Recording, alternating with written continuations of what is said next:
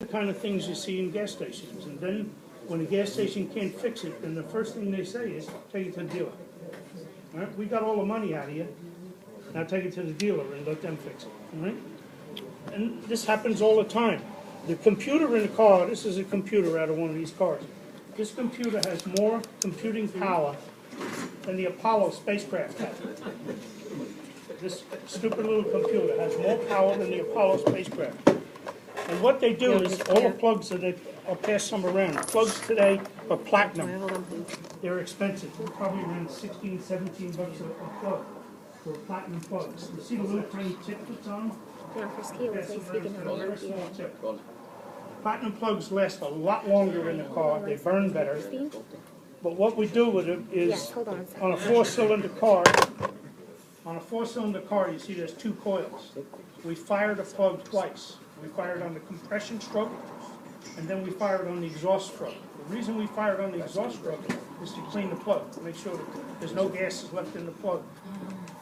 So we fire it twice, all right? Once on the compression stroke, once on the exhaust. So 2 coils for a 4-cylinder car work fine, because they're firing it twice. And it makes it more efficient.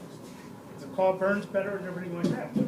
A lot of gas stations will go, you get a tune-up done, they don't put the platinum plugs in, they put regular plugs in. Now the car don't run right, because it's designed to have these.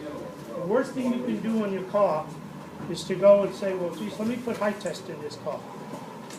You can't put high test in the car that runs on 87 octane.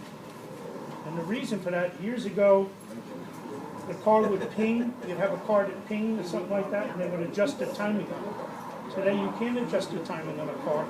It's set for 87 octane.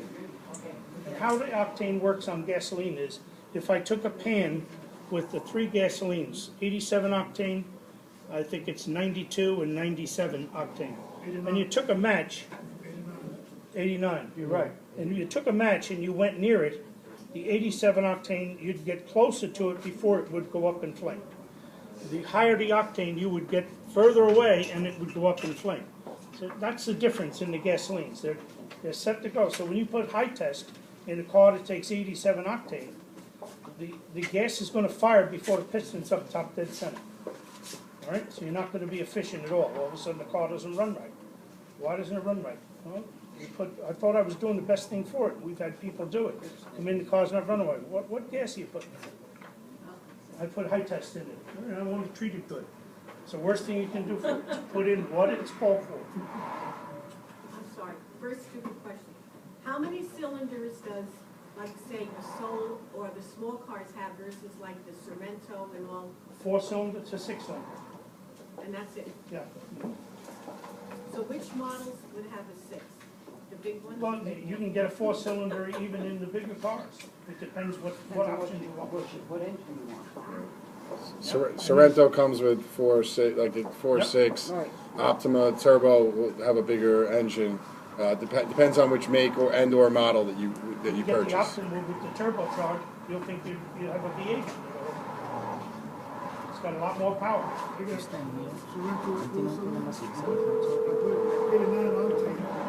don't need it. No, No good. it's no good. They 87 octane. You're doing a Right.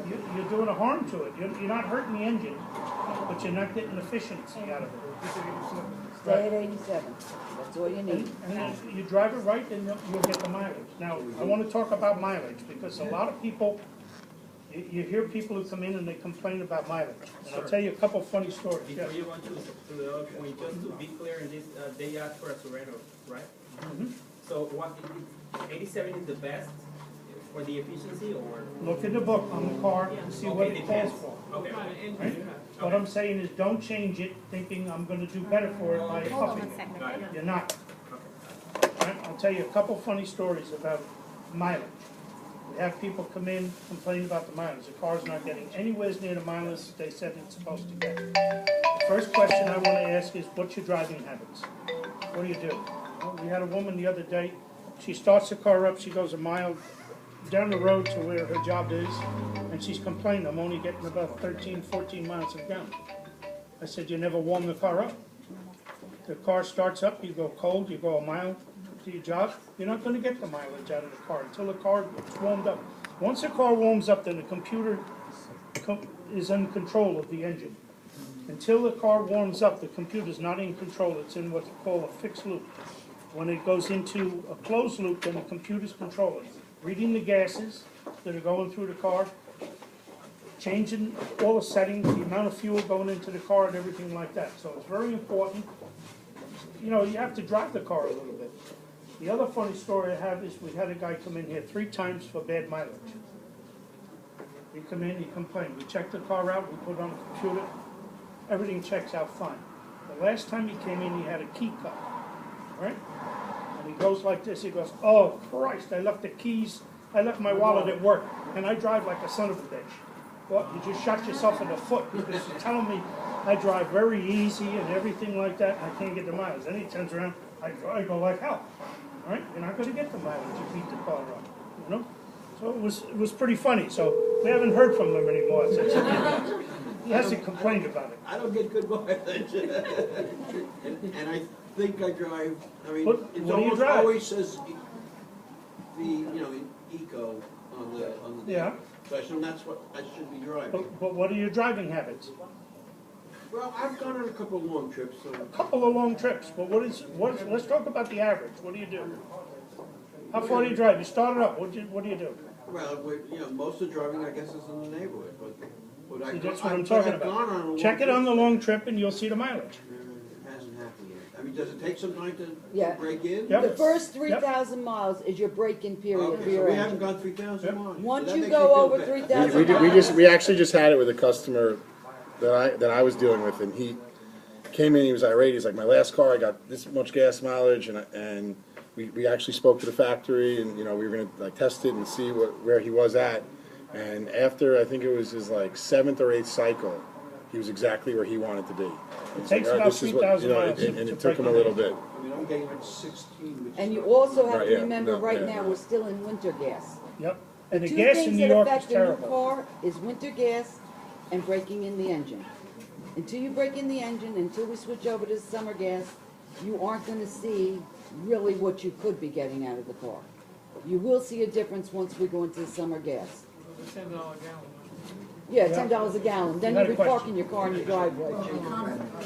When I complained about mileage, you told me the same thing about the break-in period. And I had never heard of a car needing that many miles to break in. So I sent a question into one of the magazines, Car and Driver, saying, whenever I read your reviews, you always say the mileage is what's listed. How many miles do you have on the cars when you get them? And he said that, he wrote me and said, we get them, they have about 1,000 miles on them already. He says, and when we give them back, they have about 40,000. So there's a big difference. It's in, So that's why they never mentioned, I was just wondering why it was never said to me. look, when these people do the mileage test on a car, I can tell you what they do first. They tape an egg to the gas pedal and don't break it. All right?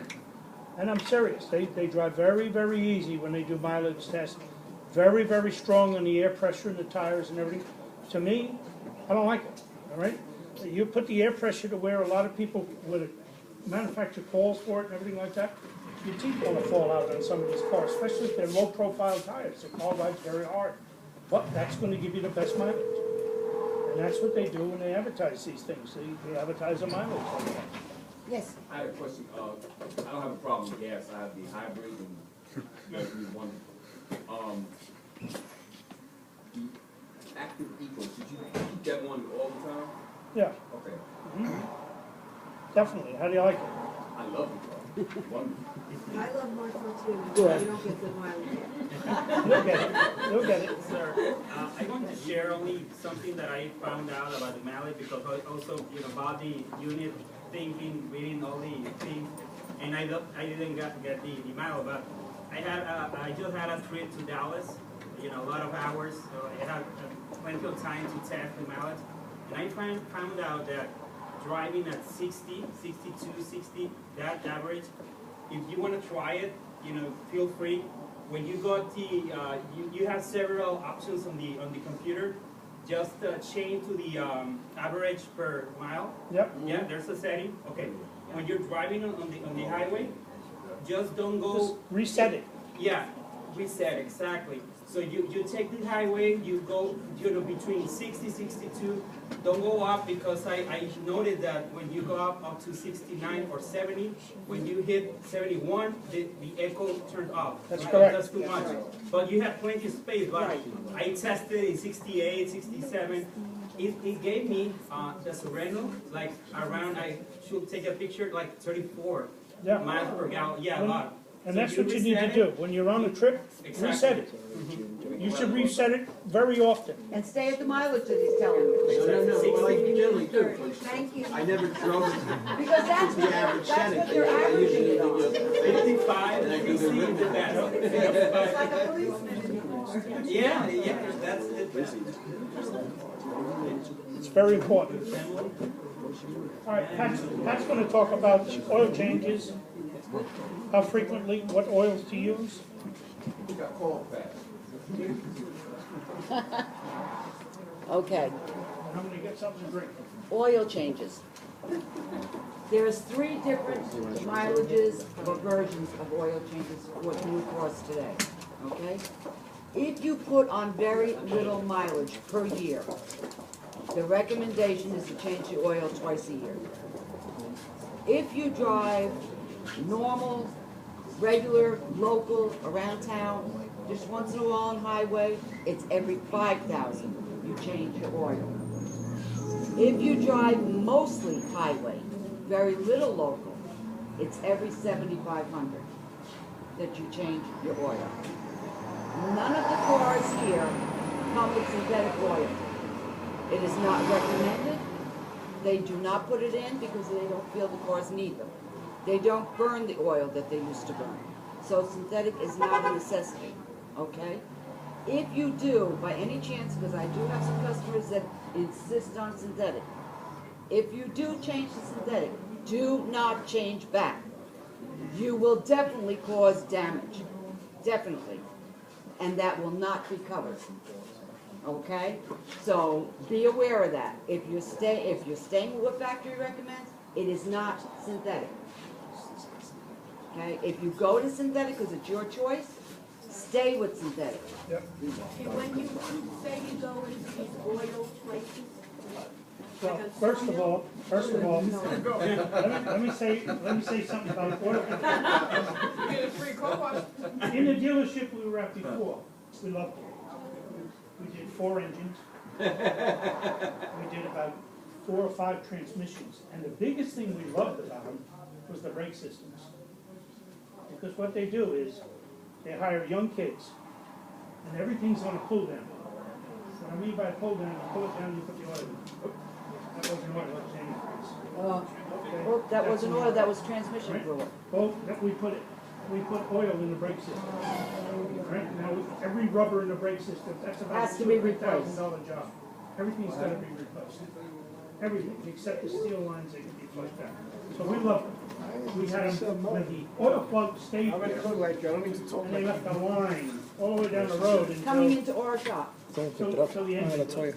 We did several engines. I highly recommend you don't use it. The other thing is, they're telling you that they are using filters that are made for your car. That's a lie, okay? What we did at our other dealership, and I wish we could have done it here, but we didn't get the filters, we actually cut open a filter from Blue, a filter from Sears, a filter from a gas station, and a Kia filter, okay? The difference is astronomical.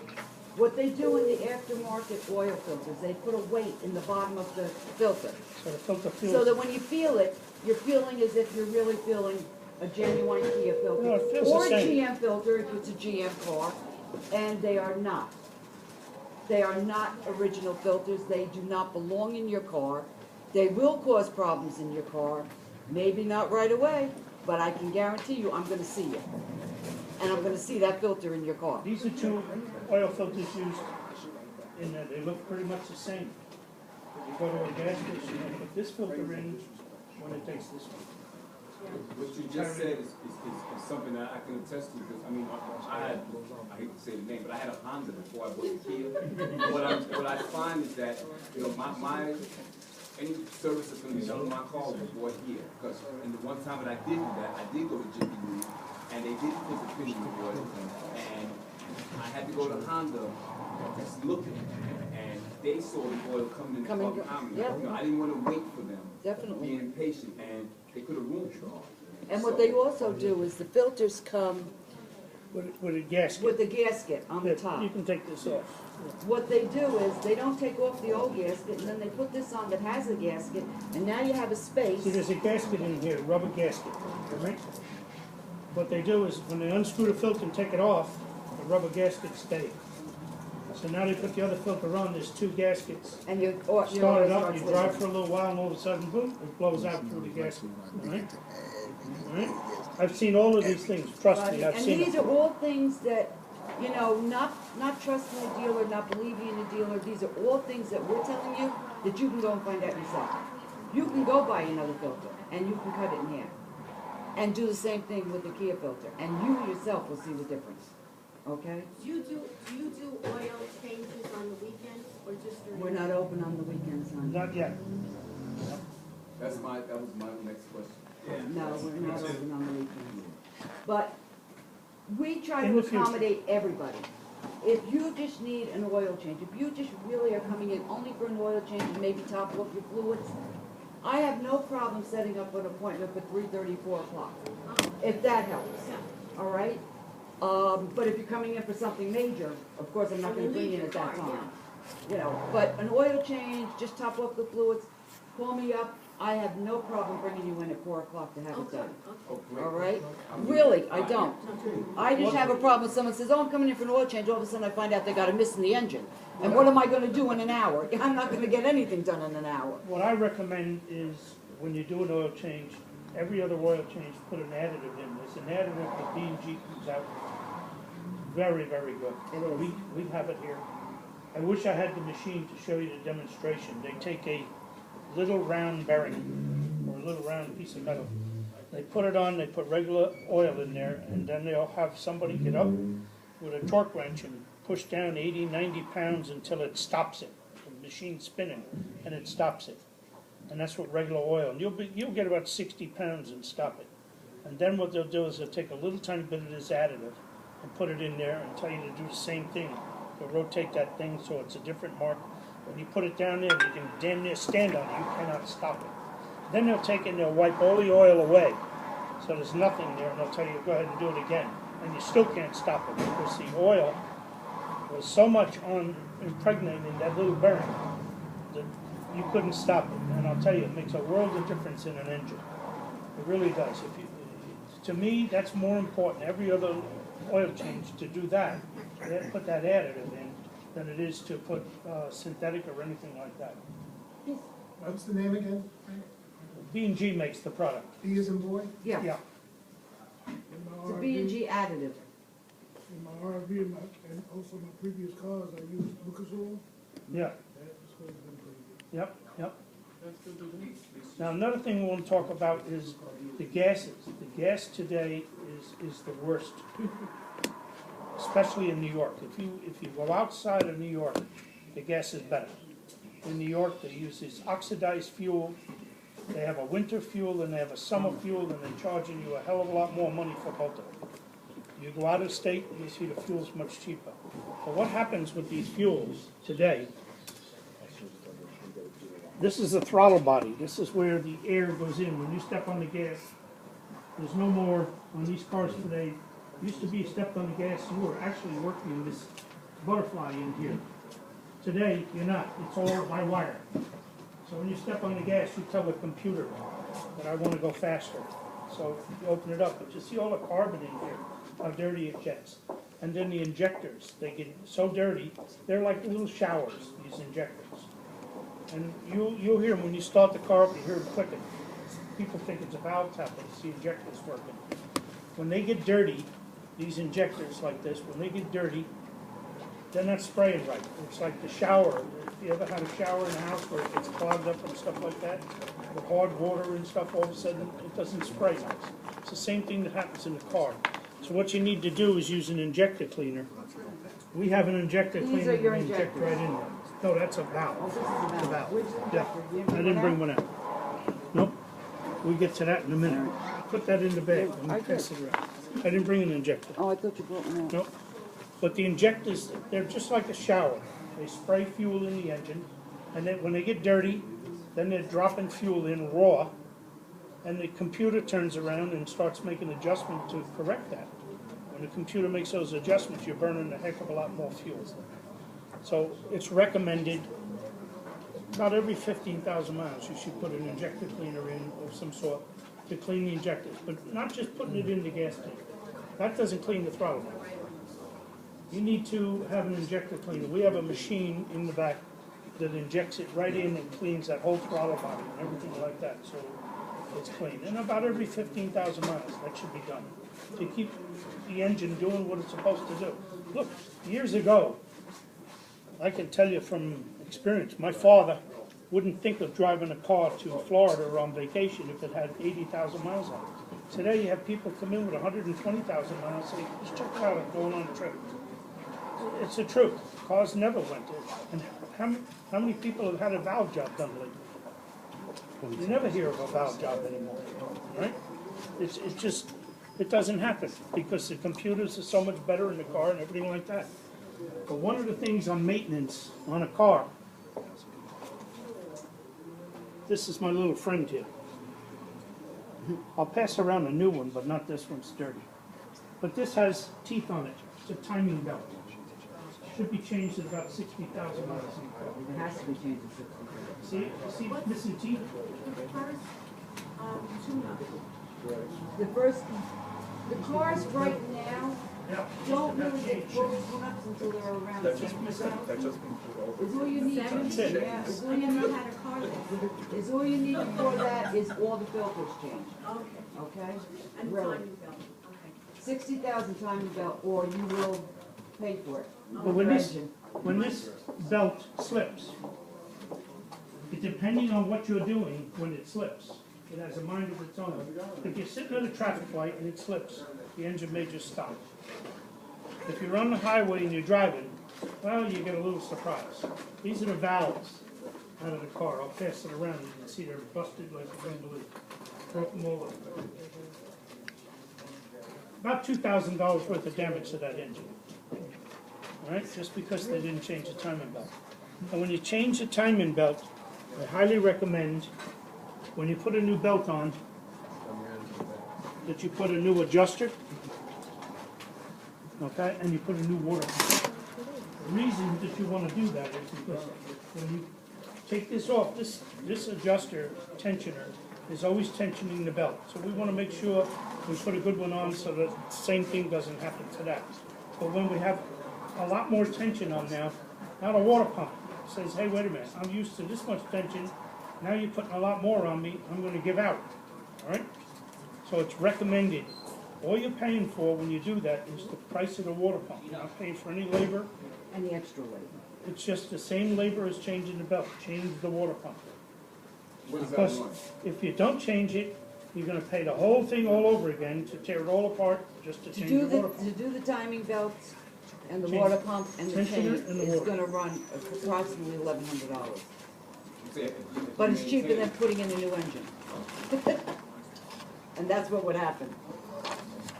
That's driving have anything to do with that bill? No, How are you putting it? Nope, has nothing to do with it. no.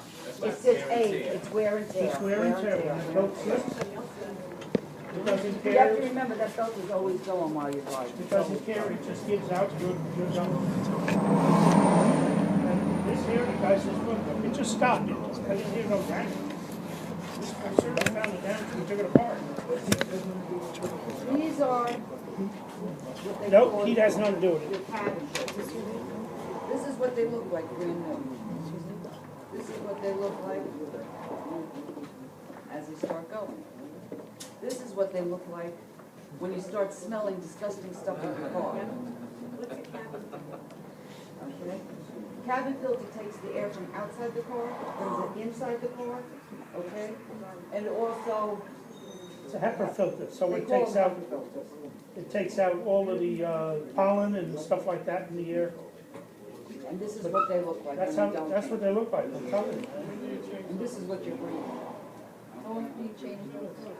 These should be changed. We check them every oil change. Every oil change is when we check them, and if you don't need them, we're not gonna replace them. If you find that they're starting, you know, this, I would say, if you want to, these, I would say, you got to. Okay, that's the difference. It's like the air conditioner filter. That's right, That's right. you change it at home, because you're breathing that all the time. But it's filtering all the air when you have the vent on. It's filtering the air, that even if you have all the windows closed, it's picking the air up. The air in the car, when you have the heat on, all the windows closed, you're picking the air up off the floor and bringing it up, heating it or cooling it, and then it comes out through the vents. That's like, some cars have air-conditioned seats, and all they're doing is bringing cool air off the floor and pumping it through the seats. And I had a customer that had an Oldsmobile Silhouette, and he was complaining about smell coming in the car. He constantly smelled it through the vents. And I said, let me replace your cabin filter. He goes, that's not what it is. I need you to check the car out. I said, I'll tell you what, let me replace the cabin filter. If it doesn't change, I'll pay for the filter. If it changes it, I was right. He called me the next day and goes, Pat, thank you, it smelled good." And then they give you the double of the price. You know, and I said, you know, I'm not gonna tell you you need something if you don't need it, but what you're describing, I knew it was the filter. They're usually They're behind the glove box. In the car. Something like Yeah. that. We just can't change the filter. No, we gotta get them behind the glove box. Somebody's gotta get Yeah. back to it. But it's important to change it, because years ago, you never had them in the car or anything like that. Now they're everywhere. We're back to the corner shop. Yes, everybody, everything has it. But here again, you go to a Jiffy Lube or something like that, they don't even take a look at these things. They're just in and out. But Jiffy Lubes have always been my friend. I love them. They do a great justice to dealerships, because the dealerships get all those engines that the Jiffy Lube screw up. I tell you, I've seen antifreeze for oil. I've seen antifreeze in the transmissions, because they just, everything's on a pull down. They grab the wrong one, they're in a hurry. The other Or thing I he didn't wanna like his go over, customer. the other thing I wanna go over with everybody is your tires, okay? It's very important, nobody wants to go out and spend a lot of money on tires. And tires on your cars, I'm telling you right now, start at 85 and go up. There's no cheap tire on any of the Kias, all right? You want your tire to last as long as it possibly can. So what you wanna do, every 7,500 miles, you're gonna rotate those tires, okay? You're gonna make sure you have the right tire pressure in there. The tire pressure and not rotating them wears your tire out faster than anything else you can do. So you spend a couple of dollars, you have them rotated, you make sure the air is proper level, your tires are gonna last you. If you don't do it, what you're doing is you wear out the front tires. The back tires will be like new. So then you'll go and you'll buy new tires, and you put them on the front, but they're not as good as the back tires aren't as good because they're worn down. And you all of a sudden you end up with a car that's never the same anymore, because it never has the right ones. So if you rotate them, you wear them all evenly. When you need tires, you buy 4 tires, you put them on, the cost stays the same. All right, I'll tell you a funny story about a computer. It's just the same as a car. I had an IBM computer in the dealership, and the hard drive, not the hard drive, the power supply went. So I ran out and I bought a power supply for it. Put it in, got it going. And then about a month and a half, 2 months later, one of the boards went. All right, so I went and I grabbed the communication board and I put it in, put it back together. Then another board went on. And the darn thing just kept breaking down. So I had an IBM guy in one time working on a mainframe. And I said, this computer just keeps breaking down all the time. He opened it up and he goes, what you have here is an IBM cabinet. All the parts inside are you've changed, they're not IBM anymore. And that's the same thing happens with a car. If you go to these gas stations and everything like that, all of a sudden you don't have a Kia anymore. You've got all of these other parts in the car. The car's OEM is designed with all of these parts in it, and that's what it should have. It's always cheaper to go to the dealership. And I'll tell you the biggest thing.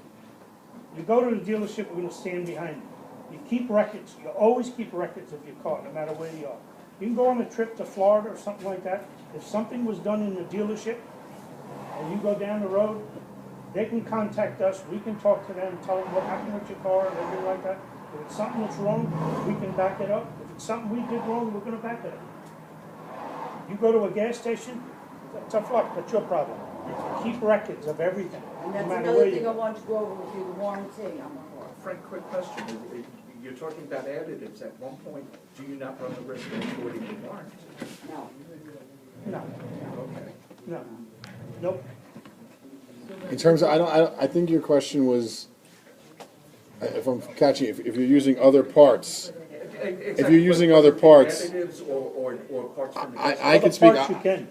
yes, I would think the answer is yes. I mean, I know for Other tires, parts you for can. example, if, some people buy a car and they want bigger rims or bigger tires, or whatever, that automatically voids. yeah, voids the That warranty. voids your warranty, the minute you bring that into a shop. But none of Other that- technicalities in terms of that, Frank's definitely the department, because I can't fix a car, that's for Not, sure. not, not, Not out. Okay, that being the case then, when I do come by for the service, do you provide the service here? You're talking about B and D? yes, yes, All right, we do. terrific. And Yes, I'll we tell do. you when you need it, you know that. Yes, you will. I've heard tires dry out. You don't use your car a lot. They do, they They get dry dry out. A lot of tires have a lot of miles when you get out. How often should you change tires? If you're driving the car all the time and everything like that, you really don't have a dry problem with tires, all right, per se. If the tire sits a long time, if you ever see like motorhomes, they'll park someplace and they put these things over the tires, it's because the sun, after a while, will destroy them. A motorhome, like I have a motorhome up in Copec, New York. If I were to hook up that trailer and try to drive it home, I'd have to put 4 tires on, even though the tires look brand new. Because when you take one of those and you go on the highway, tire gets hot, they just fall apart. Because they've done nothing but sit. The tires on my trailer probably have 40 miles on them, if that. They just, and they're 6, 7 years old. So it doesn't do them any good. But driving on a car all the time, you can look at the sidewall of a tire and see if there's something wrong. What you need to look at with tires, you can see a bubble in the tire. Some bubbles you get inside, it's a bruise. All right, and people will come in and say, well, wait, I have this Kia here, and I got a bruise in the tire here. It's covered under the warranty. Kia doesn't warranty tires. They don't make tires. That's a tire manufacturer. And you can buy warranties through the tire manufacturer, if you need be. I mean, they're expensive. But when you get these tires and you hit a pothole or something like that, you can get a bruise in the sidewalk. Doesn't mean the tire is shot, but you can get a bruise in the tire. And in some cases, yes, you've got to replace it. But if you ever get a cut off the bead, anytime you get a flat, anytime after this area right here, if you get a nail or anything like that, the tire has to be replaced. The sidewall cannot be repaired. So if it's any place right off the bead, off the tread, you have to replace the tire. There's no question about it. It can't be repaired. And you can't put a tube in a radial tire. It doesn't work. Because a radial tire is designed, the sidewall moves. Where a bias ply tire, the sidewall is very rigid. These tires are very thin on the sidewall. But it's recommended, like Pat said, every 7,500 miles, every 500, rotate the tires. Rotate, balance. The tires will last a lot longer. Now, the ones that, see, a lot of you are probably gonna be confused about the maintenance because some of you don't do the average driving in a year's time. So your question is, if I do it twice a year, then when do I rotate the tires? Okay? All right, 7,500. Just come in for that. Just come in for that. You're gonna do it at 7,500. Those who put more mileage than is normal, okay? We will check the tires every time you come in to see if they're at the point that they should be rotated maybe a little bit earlier. Because there are people, and especially with long distance driving to work, all right? I mean, on our car, we put in on over 500 miles a week on our car, okay? So we do look to rotate our tires more often. And cover on the wheels, I don't put covers on mine, but I use Armor All. Do not use Armor All. Armor All. Do not use Armor All. I put several coats on when I'm in No, truck. no, no, it dries out the tire, it doesn't let the tire breathe. Do And not Armor use All- it on your leather in your car. Right. It does not let the leather breathe. Armor All's not a real good product. Tonight's not sponsored by Armor All. It is We're gonna leave that, You see these panels here? On some It cars, you makes it think look these panels can shiny, be but white. it ruins it. Armor All with that, discolors the paint on the car. Sure. I've seen it happen. It's not a good product. And I have a fairy godmother. What would you recommend, Mr. Right, Fred? you have something to recommend? What would you recommend? They make other products, that are as good Yeah. for the dashboards and stuff like that. They make tire dressings, but Armor All's not one of those. In the auto stores, they sell a lot of That said that, so the car wash, I like the tires to shine. I'll tell Well, you it's the still truth. nice. Take Armor All, put it on the dashboard, and try to put anything on the dashboard for the rest of the time you own the car. You couldn't get anything to stick to it or anything like that. It's not a good product, in my opinion. What do you suggest we clean it? They make other products that you can use to clean the dash and stuff like that. Tire dressings, there's plenty of them out there that are liquid. There's a They thing come- called tire shine. Yeah. That's right, and it Those doesn't are have much the better. armor all in it. Doesn't have that Right. Armor All stuff. Is it a brand name or Yeah, a it's a brand name. It's a brand name. But if you look on it, all right, it really gives ingredients in it that you really shouldn't be putting on your tires or on the leather in your car.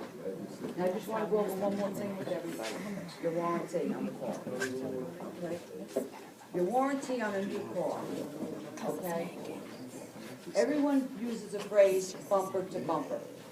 Everybody. I don't care what company you go to. I don't care what dealer you go to. They're gonna use the phrase bumper to bumper. There's no such thing. Let's eliminate that.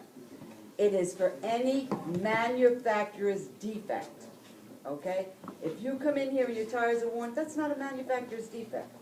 You come in here and your brakes are worn, that's not a manufacturer's defect. Those are wear and tear maintenance items, okay? I had a customer come in here with a broken mirror. Well, I'm under warranty. Oh, well, you know. But we have a You better are under one. warranty, but not for that particular thing. We have a car in the back right now. The person went in the hospital in New York City. The police The had the police car towed the car. They took the hooks and they put them on the two steering linkages. And they picked it up. So now the wheels are like this. He ate the tires off it.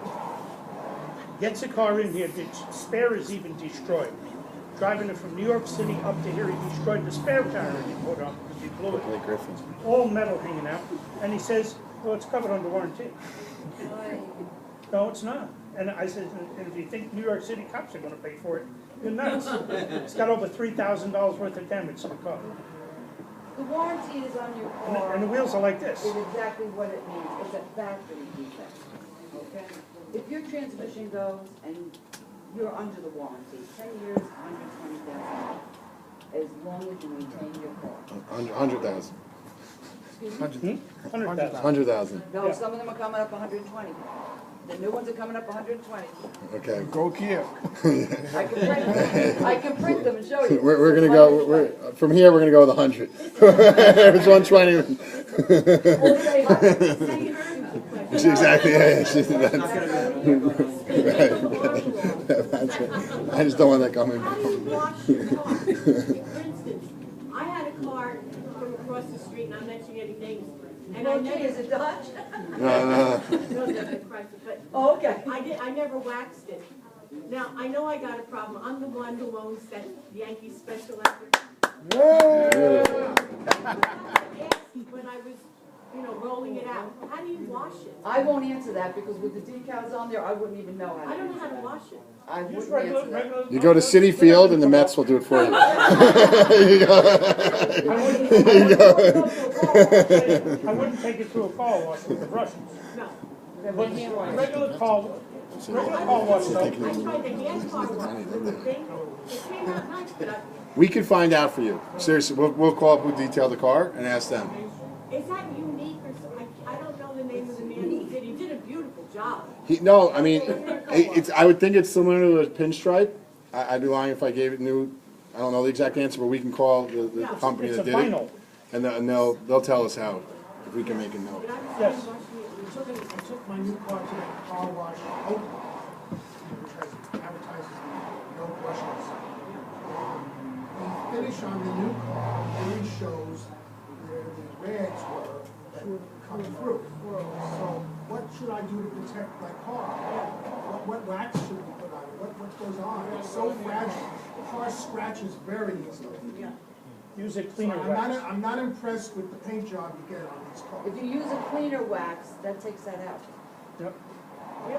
What Use a cleaner wax. It comes in a They have tub. wax, Oh, yeah. it's a paste, and it'll say cleaner wax. Not turtle. No, Nope, cleaner it wax. says cleaner, it's a cleaner wax. Okay, you put that on your car, it does good.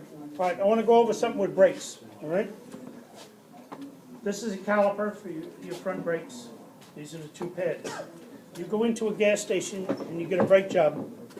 The first thing they have to do, which they don't do, is make sure that caliper moves back and forth, because that caliper squeezes the rotor to stop the car.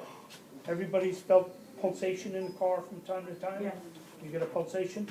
Pulsation is caused because the rotors on a car are a lot of carbon in the metal. There's a lot of carbon in it, where before there were a lot better steel in them. But because brakes were made out of asbestos, and it was always funny, I always got a laugh out of that, because they would take somebody and turn around to a school and say, oh, they found 3 parts per million in the school, so everybody got to go home. You stand outside waiting for the school bus, come up, step on the brakes. What do they have? All right? So they took asbestos out of brakes. There's no more asbestos in brakes. So because they don't, that's why your front wheels will turn black Jose, P. Darwin, Jose? from this, the dirt on them and everything. There's 2 types of brake. There's ceramic pads and there's regular pads. All right? What's the difference in them? Does anybody know? What is ceramic pad for? You go to a brake place and they'll say, you want the ceramic pads? They're $15 more, but it's a much better brake. Is that what you want? You don't know. See, the reason ceramic pads would be made, if you were doing a lot of highway driving, ceramic pads like heat. They don't like cold. They like heat. So when you do a lot of highway driving and stuff like that, ceramic pads are the greatest. But they're not too good for just going a mile down the road and stuff like that. If you're pulling a trailer or something like that, ceramic pads, very good. But to go to a gas station and not have the brakes done right, here's 2 pads, and I had a better set, but I can't find them. You'll see that one pad is worn, this pad's got maybe 20,000 miles on it, this has maybe 5,000 on it. Same pads, but what happened was the caliper wasn't free, so it wore out one pad, it didn't wear the other one out. All right, so that's the difference between going to a gas station or going to the dealership. We always have to make sure that the sliders work, so that the caliper moves back and forth freely. Our kits come with new rubbers to put in there, a lubricant to lubricate them, so that the caliper will move back and forth freely. If it doesn't move back and forth, you're going to wear out one side of the pad. All And right? I'm just gonna pass this, I'm gonna start with you if you wanna pass it all the way around. But don't, Don't bend, don't lay it that way, and don't stick your hands in here. It'll show you, this is what the fluids in your car are supposed to look like. This is what they look like after you've been driving your car.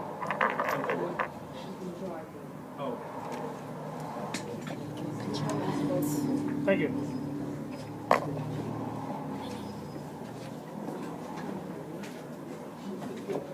Oh, yeah. Does anyone else have these gloves?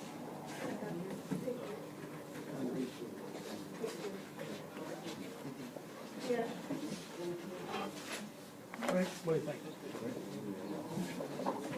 Frank? Yes. Nice, huh? Thank you.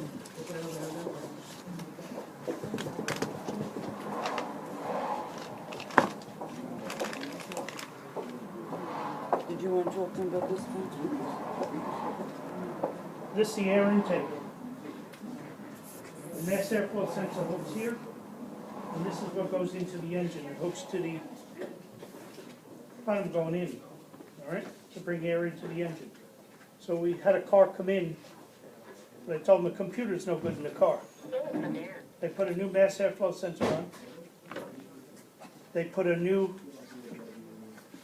oxygen sensor in the car. They put 3 of them in there. They're about $140 a piece. They put 3 of them in and everything like that. Couldn't get the car to run, so they brought it to the dealership. there's something wrong with it. He had paid $600 and something for it. There was a problem. False air going in the engine. All right? Just had to replace this piece. Solve the problem. All right? But he paid $600 and something over it. And then he said to us, "Are you going to charge me for that?" You know? But that's all it was. Just false air getting into the engine, and the engine's running, this thing is moving back and forth, and it's letting air in. But he was happy with the gas station.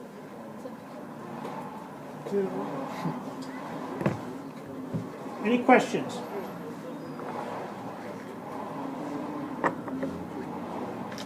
There's a lot of cookies that have to be eaten here.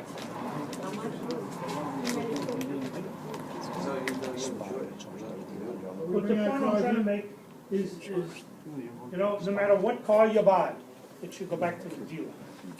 All right? You pay a lot of money for a car, and it should go back to the dealer. I don't care what kind of car you have. It should go back to the dealer.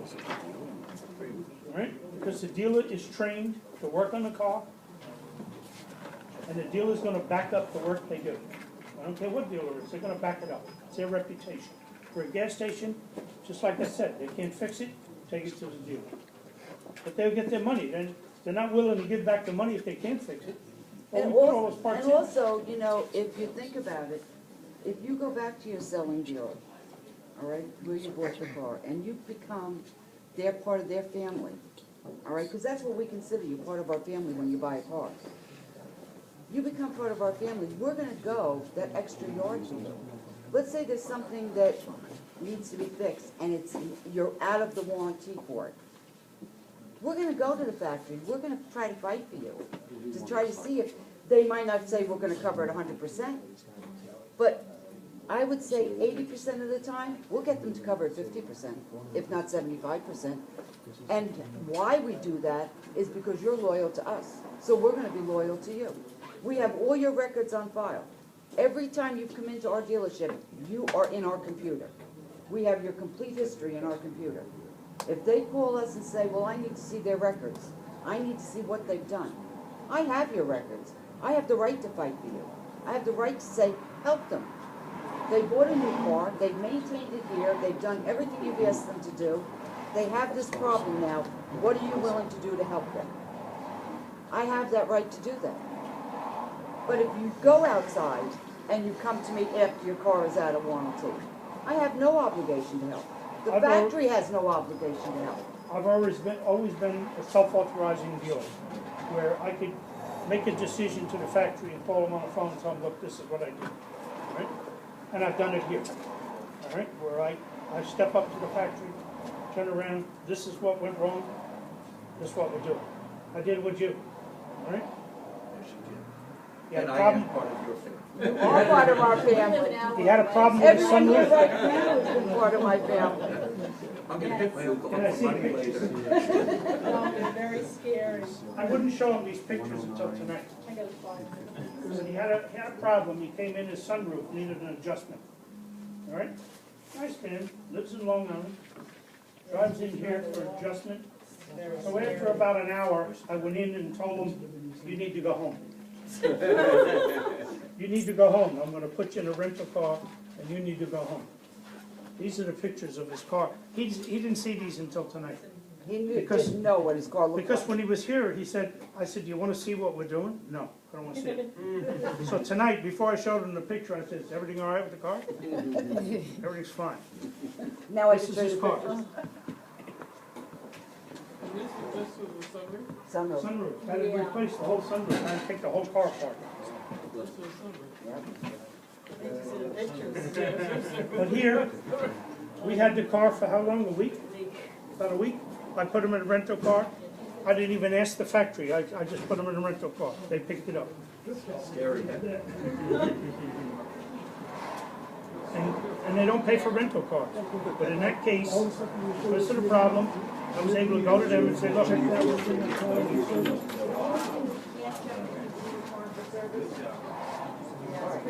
Because everyone asks us when they get in the car, did you check everything? Okay? There's certain things that are concealed that you can't check, like the timing belt. You can't see that. You have to start taking things. So that you go strictly by mileage. We cannot check the inside of your engine, okay? We can check the oil and see if the oil's good, if the oil's filled, if the oil's clean. But the engine would have to start coming apart. Okay, we're not gonna do that unless there's a condition. Spark plugs, yes, at certain miles, you can start